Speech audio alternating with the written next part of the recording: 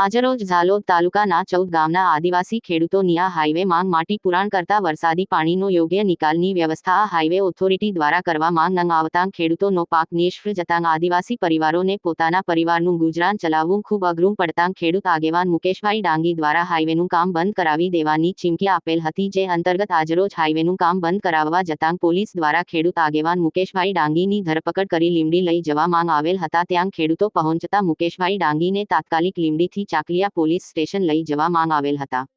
પરંતુ ખેડૂત આગેવાનની ધરપકડ થતાં 14 ગામોના ખેડૂતો પ્રાણ કચેરી પહોંચ્યા હતા। જર બાદ મુકેશભાઈ ડાંગીને ચાકલિયાથી ઝાલોદ પ્રાણ કચેરી ખાતે લાવવા માંગ આવ્યા હતા, જ્યાં પાક નિષ્ફળના વળતર માટે અડગ રહેલ મુકેશભાઈ ડાંગીની ઝાલોદ પ્રાંત અધિકારીશ્રી સાથે મીટિંગ યોજવા માંગ આવી હતી। ત્યાં પ્રાંત અધિકારીશ્રી દ્વારા પાક નિષ્ફળની માંગણી સ્વીકારવા માંગ ન આવતાં મુકેશભાઈ ડાંગી દ્વારા બે વાર સર્વેના અધિકારીઓ સાથેના દરેક કામ અને પાક નિષ્ફળના વિડીયોગ્રાફીના ફૂટેજ અને સર્વેની યાદી સાથે આવતીકાલ તા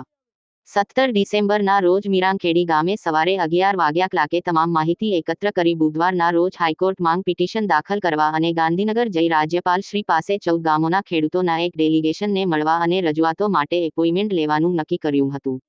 અને આવતીકાલે 12:00 કલાકે મીરાંખેડી ગામે દાહોદ જિલ્લાના તમામ મીડિયા મિત્રોને બોલાવી પ્રેસ કોન્ફરન્સ કરવાનું નક્કી કરેલ હતું।